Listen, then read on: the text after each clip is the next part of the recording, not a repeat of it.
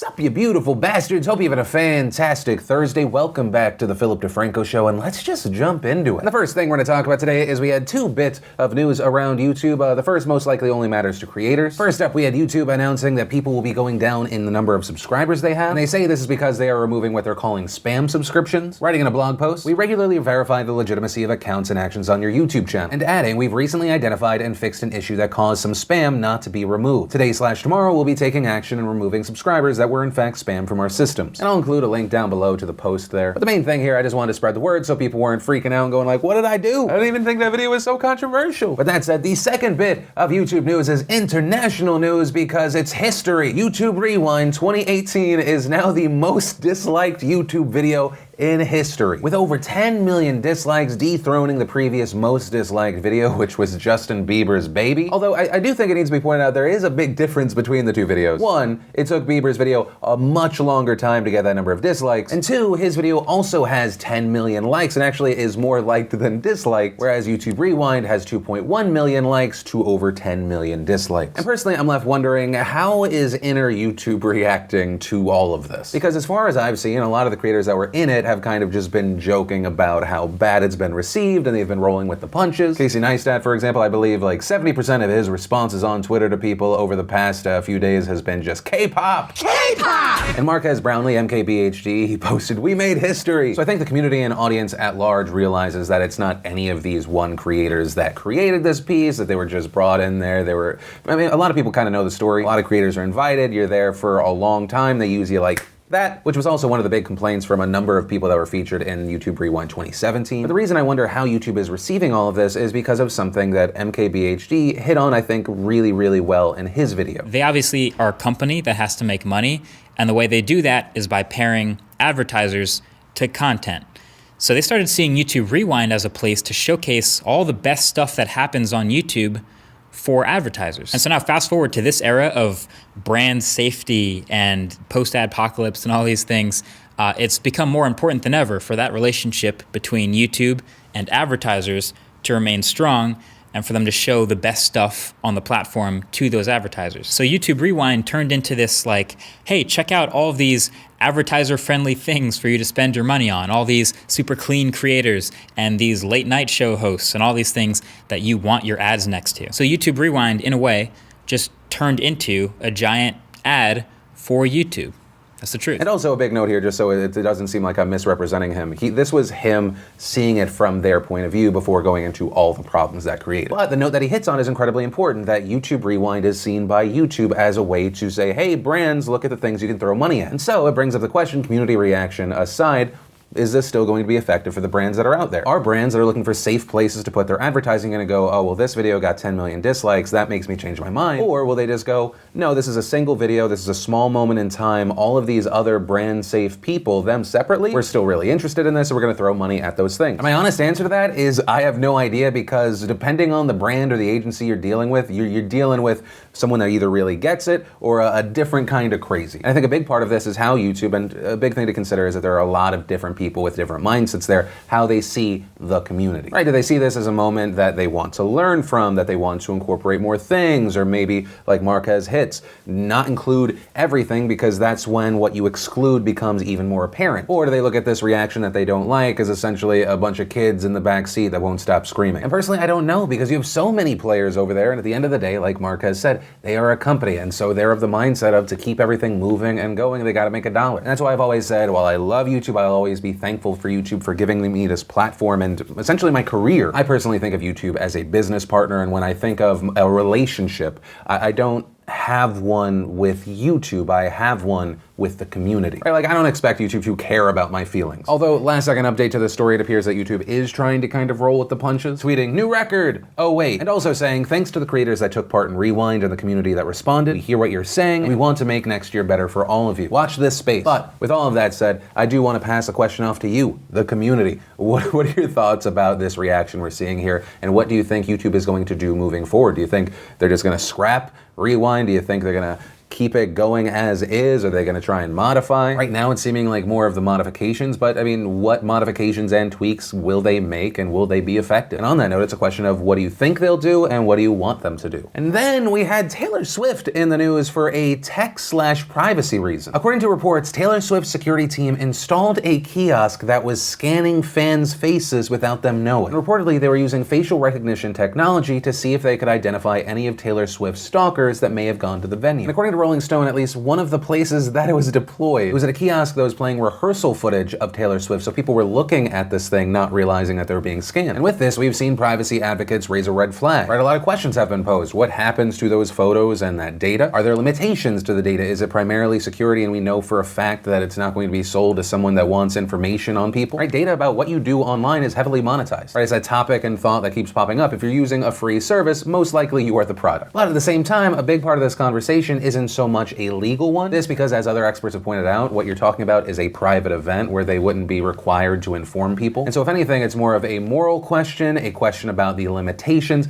and a question about privacy and how much people care in general. And so with this story, I want to pass the question off to you. What do you think about this? Do you think this technology is very useful? It should be implemented? You're completely fine with it? Or no, do you think that this is bad outright? It's a slippery slope? And obviously, it's not just a pure black and white issue. There are small modifiers like, are you okay with it as long as they make people more aware that this is happening? Or no, they shouldn't be required to do that because they're trying to find people that might be there to harm people like Taylor Swift. And so I'd love to know your thoughts on this one. And also, if you will, let me know where you're from, because I know that based on region, the opinions on this really vary. But from that, I want to share some stuff I love today, and today in Awesome brought to you by nordvpn.com/Phil. If you're not familiar with VPNs, they allow users to securely access a private network and share data remotely through public networks, or I guess to put it more simply, much like your firewall protects your data on your computer, VPNs protect it online. And it's a perfect thing for you to have just in general at home, traveling with the family for holidays, online shopping season. And in fact, NordVPN can make a great holiday gift for all your family and friends that you have no idea what to get them otherwise. And part of the reason NordVPN is so fantastic is they have thousands of super fast servers in 61 countries and have absolutely no data log. And the two best things here, one, you can do this risk-free. There is a 30-day money-back guarantee. And two, if you go to nordvpn.com/Phil, you use code Phil, you will get 75% off a 3-year plan and an extra month for free. So the special offer makes it the equivalent of just $2.99 per month. So if you want to make the smart move like many from the nation already have, just go to nordvpn.com/Phil. And the first bit of awesome is if you haven't seen it yet, which is incredibly possible because it was not unexpected. YouTube hit our video this morning. We did a morning bonus news video. I have been blown away by the positive reaction from you guys. Not over the topic, but obviously of the presentation of the video. The main point, after today's video, I'll include it in the outro card, link down below. I highly recommend it. Then we had Lin-Manuel Miranda answering the web's most searched questions. We had Half as Interesting giving us what's the shortest international border in the world. We had the fantastic Vanessa Hudgens on Hot Ones. Then we got a clip for a movie that I'm so excited to see, Spider-Man Into the Spider-Verse. We had Binging with Babish giving us some holiday cocktails. Then we had the Daily Hit giving us Does Fruitcake Actually Suck? We had Ted Ed giving us a brief history of cheese. And if you want to see the full versions of everything I just shared, the secret link of the day, really anything at all, links as always are in the description down below. And then let's talk about California taxes, because apparently people in California not paying enough. At least that seems to be the opinion of California's Public Utilities Commission, otherwise known as the CPUC. They are reportedly considering a plan that would tax text messages. And this, they say, would be in order to fund programs that would bring connectivity to underserved residents. And what it would aim to do is expand the current surcharge on phone services to text messages, although